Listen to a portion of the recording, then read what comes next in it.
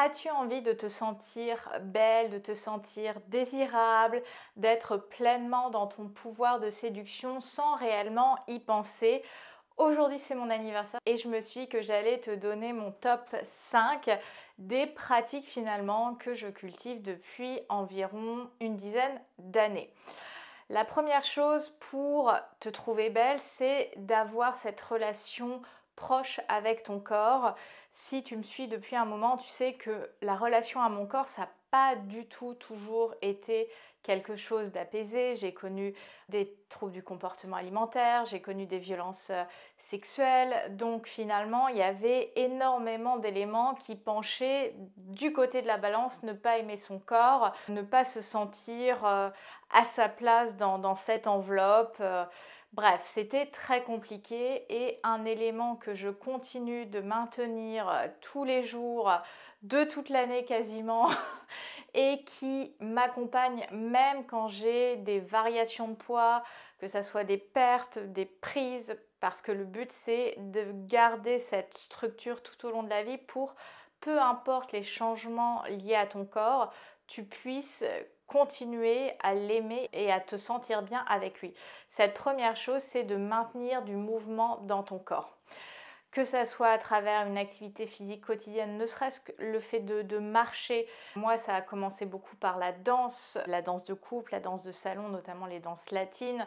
Moi, j'aime beaucoup aussi la piscine. En fait, tous ces éléments qui viennent éprouver ton corps. Tout ça met ton corps en mouvement, te permet de le ressentir et surtout de te créer une expérience positive avec lui. Parce que quand tu marches, quand tu fais du sport, quand tu danses, même tu mets de la musique dans ton salon, tu vas te sentir bien dans ton corps, tu vas te sentir fier de toi, tu vas te sentir redynamisé. Et même si tu es dans une période avec ton poids ou autre, c'est pas le top, et bien le fait d'avoir mis ton corps en mouvement, ça te permet de le posséder, d'être en pleine possession de tes moyens et de te rappeler que ton corps, il est là pour te servir, que grâce à lui, tu peux bouger, tu peux ressentir, tu peux être joyeuse, tu peux t'amuser. Et ça, c'est un élément d'ancrage hyper important.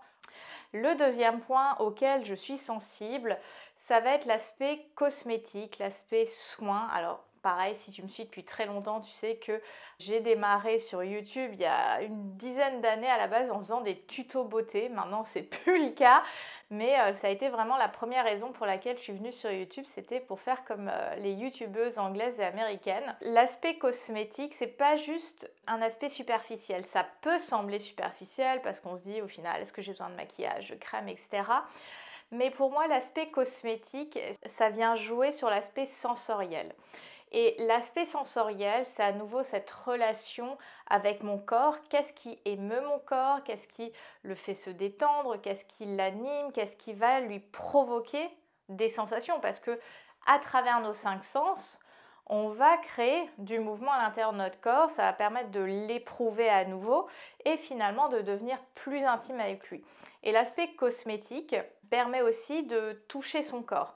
Tu vois, quand j'ai démarré la création de contenu, on ne voyait que mon visage. Maintenant, on voit beaucoup plus mon corps, ma silhouette. J'ai fait beaucoup de shooting, notamment de mode, de boudoir, etc.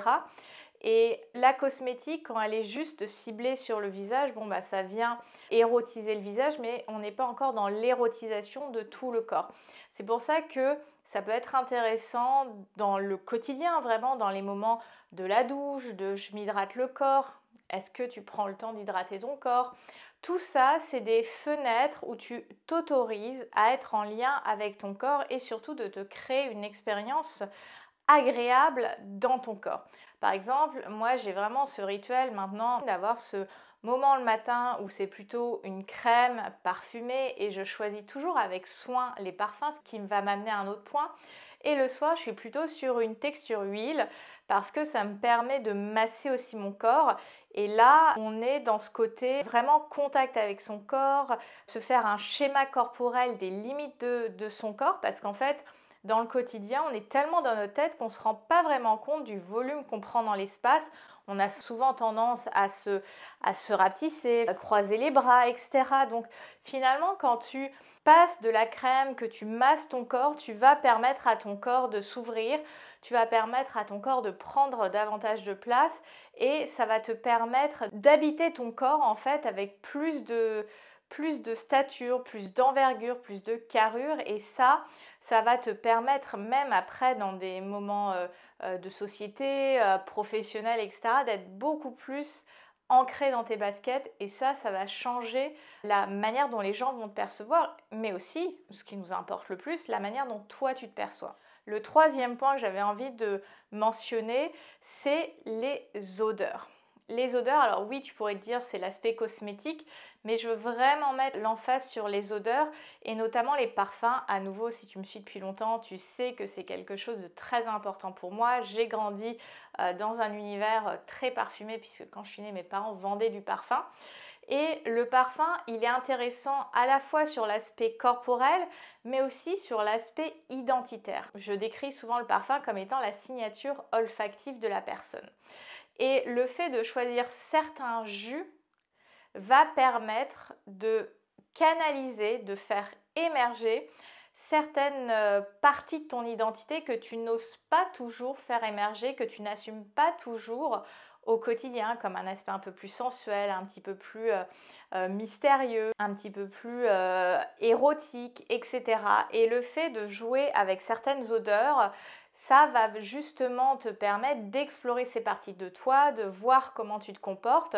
Par exemple, dans mon parcours olfactif, au début, j'étais vraiment des parfums floraux très légers.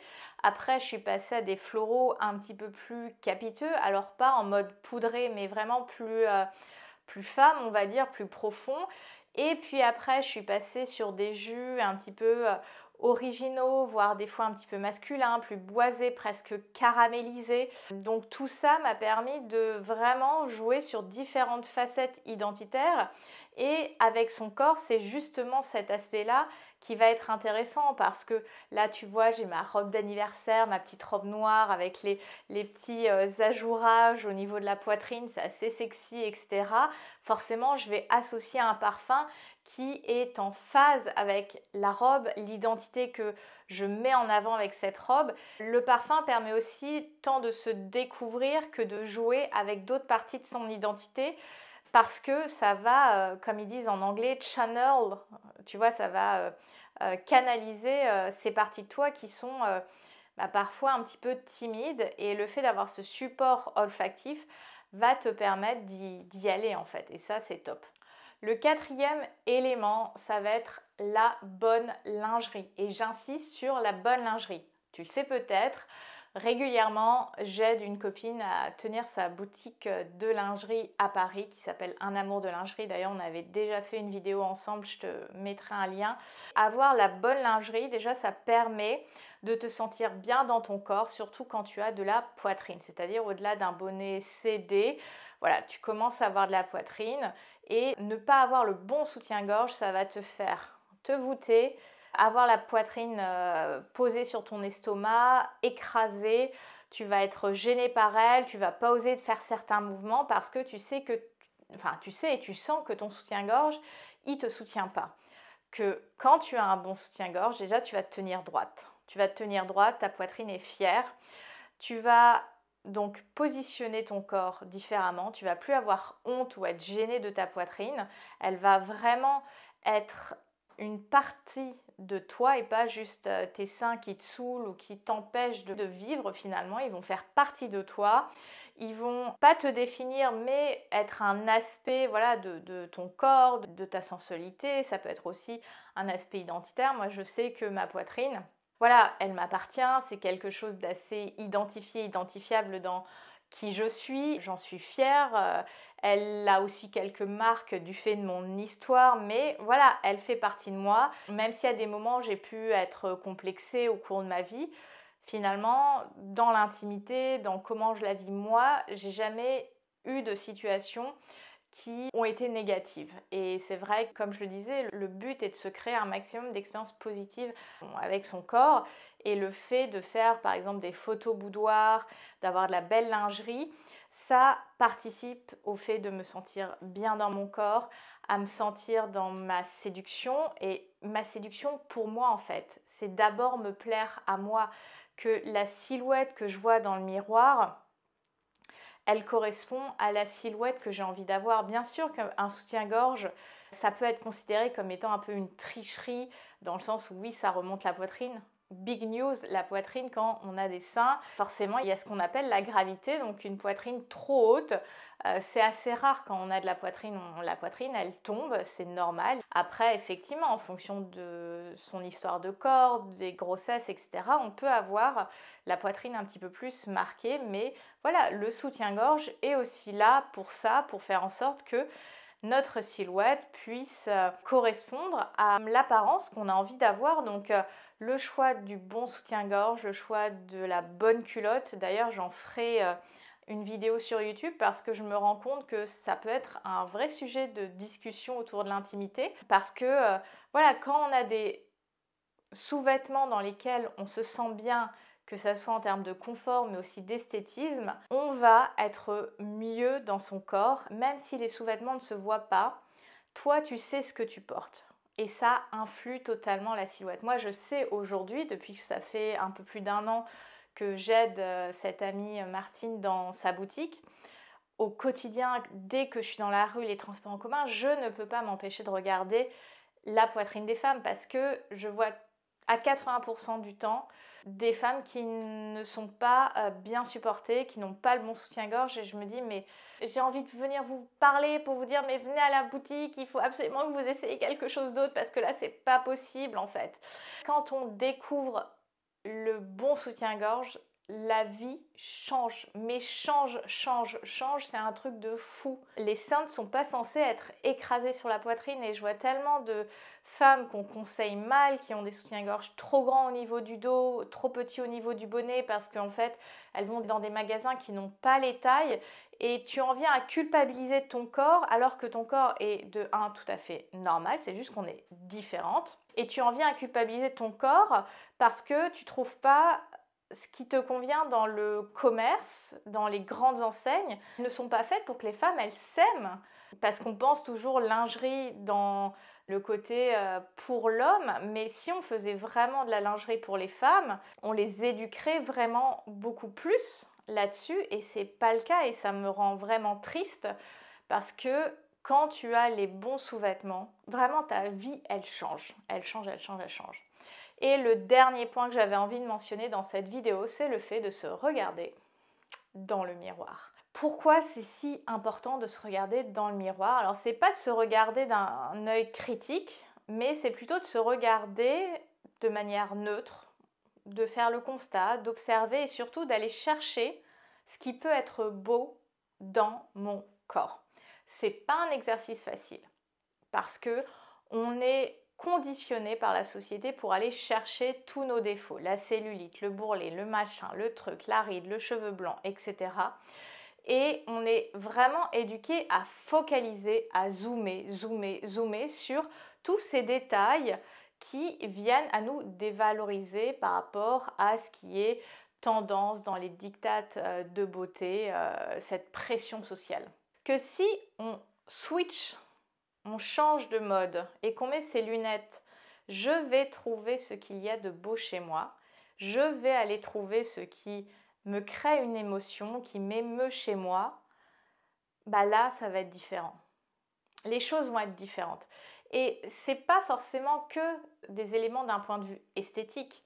Moi, maintenant, j'ai une grande passion, depuis que j'ai démarré la muscu il y a un peu plus d'1 an, c'est voir comment mon muscle de cuisse, mon muscle interne, l'ischio, commence à se voir au niveau de la peau. Ça, c'est ma grande passion, de voir quand je suis sous la douche ou quand je me change, ah bah tiens, là le muscle, il est un peu plus saillant, je trouve ça hyper sexy. Alors, il n'y a que moi qui le vois, hein, ça se voit pas encore énorme, hein, je suis pas une go muscu, etc. Enfin, je vais à la muscu, mais c'est encore discret sur mon corps, mais par rapport à il y a 1 an, je vois vraiment la différence. C'est comme la musculation, ça m'a permis de me tenir encore plus droite, de me muscler au niveau de la poitrine, donc d'avoir encore une meilleure posture, de mieux positionner mon corps. Donc le fait de me regarder dans le miroir, et c'est un exercice que je t'invite à faire, te permet aussi de voir la progression. Alors, je vois aussi la progression de mes cheveux blancs. Il n'y en a pas beaucoup, je ne sais pas encore de couleur pour le moment. Je ne sais pas si un jour j'en ferai, je ne sais pas, je n'ai pas la réponse sur ce sujet. Mais en tout cas, le fait de me regarder dans le miroir, de voir comment mon corps évolue, comment je l'accompagne à travers le temps qui passe. Par exemple, depuis peu, je suis passionnée de stretching aussi. Je fais de plus en plus de stretching et je vois à quel point le fait d'avoir une mobilité au niveau des articulations du corps, en fait, c'est hyper important pour bien vieillir. Moi, en ce moment, je suis vraiment focus bien vieillir. Je veux être une mamie qui est d'enfer. Je veux avoir une shape et tout. Et en fait, ce que je fais aujourd'hui, je le fais pour demain, enfin pour demain dans très longtemps. J'ai des résultats à court et moyen terme, mais je pense beaucoup à l'investissement que je fais pour mon corps et pour ma santé dans 30-40 ans. En fait, ça c'est mon pourquoi. Et quand je me regarde dans le miroir, je me raccroche aussi à ce pourquoi c'est important pour moi de me regarder, pourquoi c'est important pour moi de m'aimer, indépendamment des autres, indépendamment d'un amoureux, d'un fiancé, comme j'aime bien le dire, indépendamment de ce que la société pense en fait. J'ai besoin de voir ce qui est beau pour moi dans mon corps. Donc c'est vraiment d'éduquer ton regard pour voir ce qu'il y a de beau, de ce qu'il y a d'harmonieux dans ton corps, parce que plus en fait tu vas regarder ton corps à travers le microscope, plus tu vas voir ses défauts en fait. Et de faire 1, 2, 3 pas de recul, tu vas voir ton corps dans sa globalité. Et dans sa globalité, le but c'est de trouver l'harmonie. Ça ne veut pas dire perfection, mais ça veut dire qu'il y a une harmonie. Et tous les points aussi que je t'ai cités précédemment permettent de nourrir cette harmonie. Parce que quand tu crées cette harmonie autour de toi, déjà toi tu te sens bien, tu te sens belle, tu te sens suffisamment belle. Ça ne veut pas dire que tu as zéro complexe, mais tu t'aimes suffisamment. Et donc parce que tu t'aimes suffisamment, tu vas être convaincu de ta sensualité, de ta désirabilité, et tu ne vas plus avoir autant besoin des autres. Alors évidemment, d'avoir des compliments, c'est hyper agréable, mais c'est aussi est-ce que toi tu t'en fais quand tu te regardes dans le miroir. Voilà les conseils que je voulais te souhaiter le jour de mon anniversaire. J'espère que tu passeras une bonne journée. En tout cas, moi j'ai un super programme pour ma journée du 6 novembre.